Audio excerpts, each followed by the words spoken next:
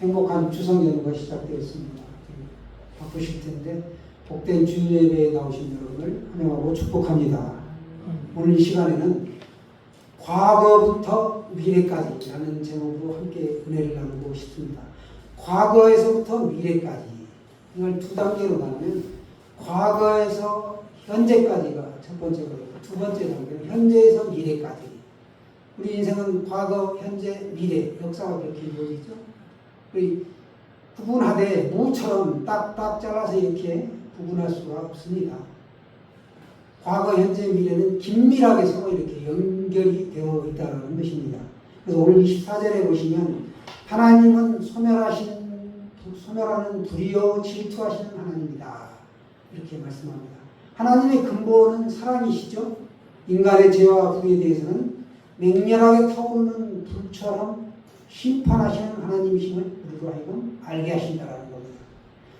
또 질투하시는 하나님, 하나님의 자녀들이 하나님 이외의 다른 사람에게 헌신과 애정을 쏟을 때 결코 용납하지 않으신다는 겁니다.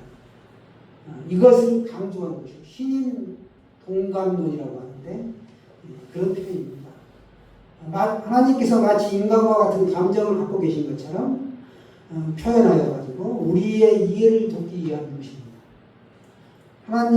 그렇기 때문에 하나님과 함께하는 사람은 모든 것을 가진 사람이요, 그렇지 않는 사람은 모든 것을, 즉 아무것도 갖지 않는 사람이다 라고 말하고 있습니다. 하나님은 이스라엘을 선택하시고 특별히 구원하셨습니다. 우리도 영적인 이스라엘 자손이죠. 하나님의 자손이죠. 오늘 본문을 보시면 모세를 통하여 하나님은 들은 적도 본 적도 없는 일을 너희에게 내가 행하겠다 라고 말씀하십니다. 들은 적이 없는 일을 행하겠다 하신 것이죠. 이런 하나님의 은혜로 민족을 이끈 모세는 백성들에게 죽기 전에 간곡히 지금 모압 평지에서 첫 번째 고별 설교를 하는 겁니다.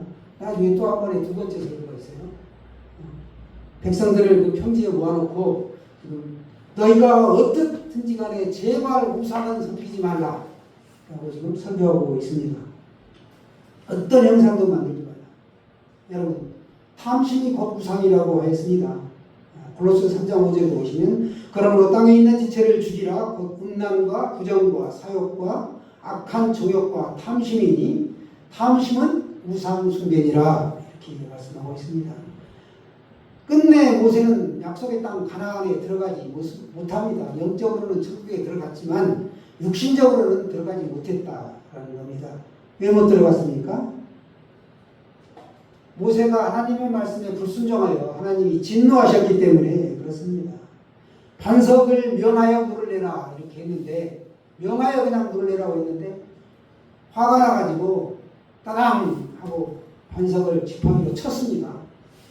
그렇기 때문에 십자가를 상징하는 그 나무를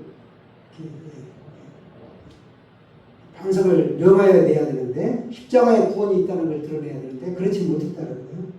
그래서 자신이 마치 물을 내는 것처럼 그렇게 하나님께 영광을 돌리지 못했다.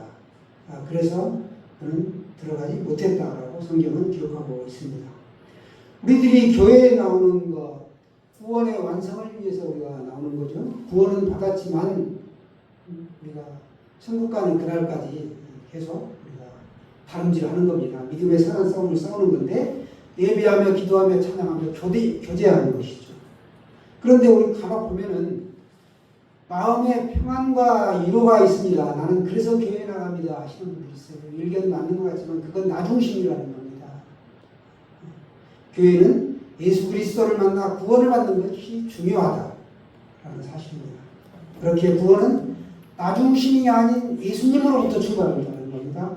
우리들이 혹 우상 숭배로 망했어도 희망이 있다, 하나님께로 뜻을 돌이키면 하나님은 우리를 다시 너는 내 아들이다, 내 자녀다 라고 돌봐주신다는 겁니다. 마음을 다하고 뜻을 다하여 하나님을 찾으면 하나님은 그때 다시 집 나간 자녀도 찾아주신다라는 거예요. 그러기 위해서 우리가 뭐가 중요한가? 성경을 읽어야 됩니다. 묵상하고 전도하는 사람도 필요합니다. 또 봉사와 섬김의 삶이 필요합니다. 가족 중에 믿지 않는 사람들에게 구원을 또 증거해야 합니다. 예수 그리스도를 증거하는 거죠. 교회 공동체와 교제의 삶이 필요합니다. 이 모든 것은 오직 신명기 4장 30절의 말씀처럼 환난을 당하다가 끝날에 내가 내 하나님 여호와께로 돌아와서 그의 말씀을 청종하리니 결국은 돌아오게 된다.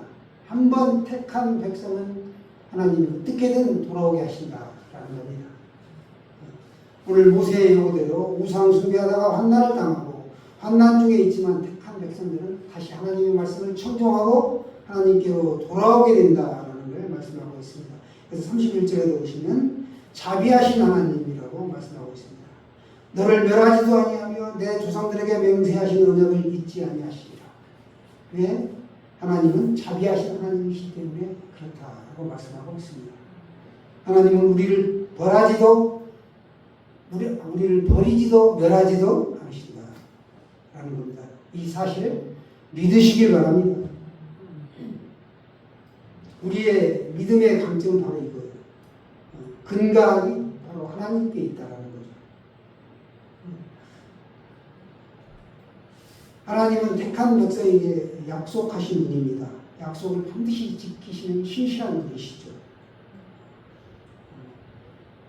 시카고의 대화재가 나서 온 시가지가 불바다가 되었을 때입니다.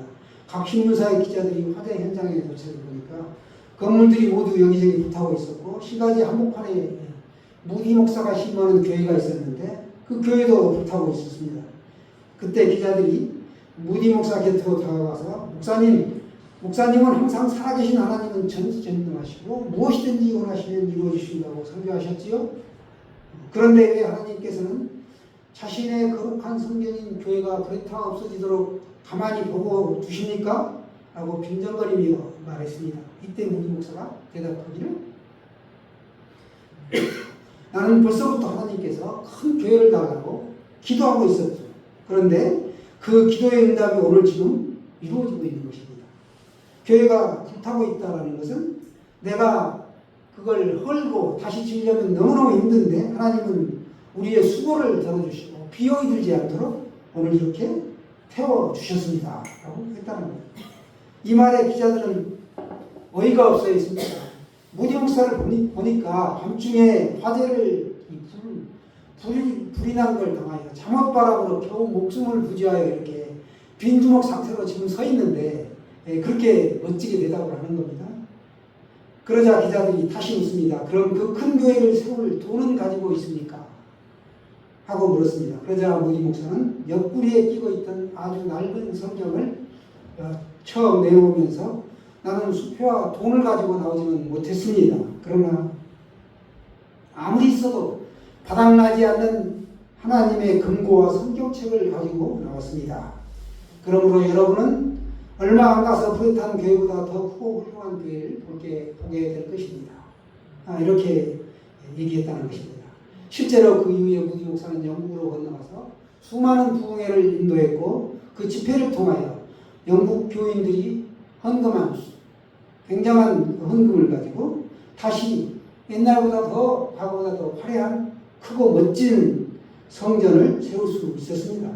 사랑하는 여러분, 주의 행사는 이처럼 기이하고 놀랍다라는 겁니다. 지금 내가 곧 죽을 것 같아도 그 임에는 하나님은 더 큰 뜻이 있다라는 겁니다.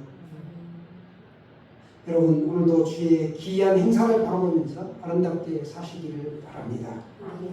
32절에도 보면 내가 있기 전 하나님이 사람을 세상에 창조하신 날부터 지금까지 지나간 날을 상고해보라. 하늘 이 끝에서 저 끝까지 이런 큰 일이 있었느냐? 이런 일을 들은 적이 있었느냐? 과거에 하나님이 출애굽하여 이렇게 이스라엘 백성들을 구원해서 여기까지 왔다라는 거예요. 광야에서 그렇게 먹이시고 입히시고 이제 40년이 다 되어 가는데 그때까지 어려움 없이 왔다라는 거예요. 하나님은 그처럼 신실하신 하나님이십니다. 모세가 십계명을 받으러 갔을 때 불이 맺는 거 죽지 않고 사는 겁니다. 또 하나님을 직접 대면하여 봤는데도 죽지 않았다라는 겁니다. 그런 일이 있었느냐? 다 너희가 하나님 여호와께서 여기서 너희를 위하여 너희의 목전에서 이것을 행했다라고 오늘 말씀하고 있습니다.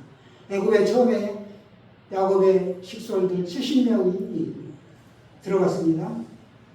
요셉은 물론 가 있었죠, 먼저.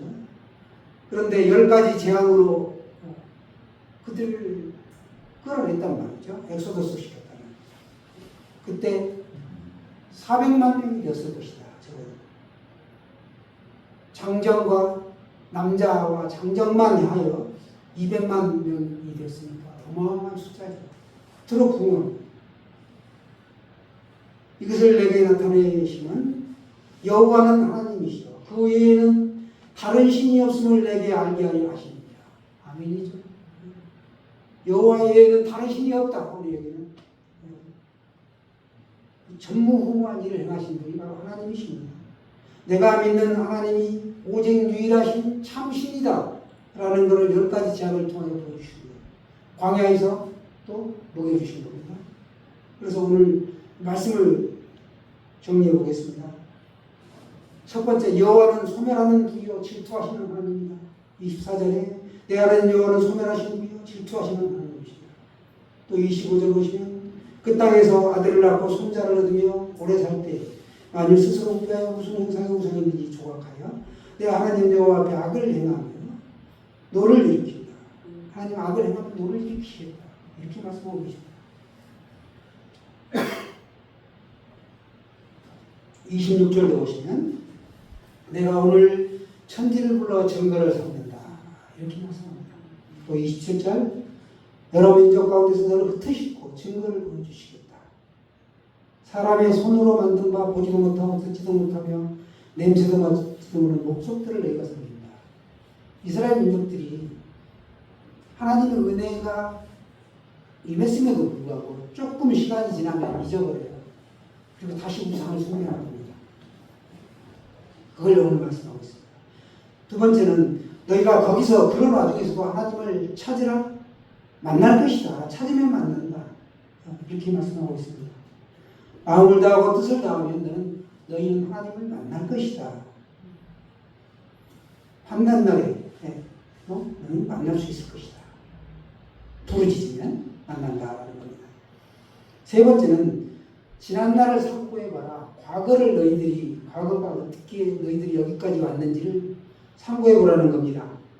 내가 있기 전 하나님이 사람을 세상에 창조하신 날부터 지금까지 지난 날을 상고해보고 하늘 이 끝에서 저 끝까지 이러한 큰일이 있었느냐라는 겁니다. 어떤 국민이 불가운데서도 이렇게 하나님 크신 강한 팔과 크신 편팔로 건져낸 일이 있냐라는 겁니다. 모든 기사와 전쟁과 이런 것들을 보라는 겁니다. 네 번째는 여호와는 하나님이시다. 이것을 여기에 나타나시는 것은 하나님 외에는 다른 신이 없다. 이걸 너로 하여금 알게 하기 위한 것이다. 라고 말씀합니다. 또 하나, 다섯 번째는 여호와께서 가나안 땅을 기업으로 주셨다라는 겁니다. 37절 말씀 같이 보겠습니다. 37절.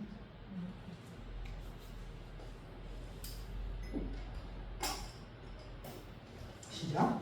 여호와께서 내 조상들을 사랑하심으로 그 후손인 너를 택하시고 큰 권능으로 친히 인도하여 애굽에서 나오게 하시며 38절 너보다 강대한 여러 민족을 내 앞에서 쫓아내고 너를 그들의 땅으로 인도하여 들여서 그것을 내게 기업으로 주려 하시니 오늘과 같으니라. 아멘. 가나안 땅, 영적인 가나안 천국이죠. 가나안 땅으로 가나안 땅을 기업으로 주셨다라고 말씀하고 있습니다. 또 계명을 지켜 행하면 복을 받는다라고 말씀하고 있습니다. 너희가 즐겨 하나님의 말씀을 청종하면 복을 받고 가나안 땅에서 영생 복락을 누린다라고 말씀하고 있습니다. 우리가 읽지는 않았지만 39절 오늘 그런즉 너는 오늘 위로 하늘이나 아래로 땅에 계명을 지켜야 한다. 오직 여호와는 하나님이시고 다른 신이 없는 줄 알고 알아 명심하고 40절 오늘 내가 내게 명령하는 여호와의 규례와 명령을 지키라. 너와 내 후손이 복을 받아 내 하나님 여호와께서 내게 주시는 땅에서 한없이 오래 살게 하리라.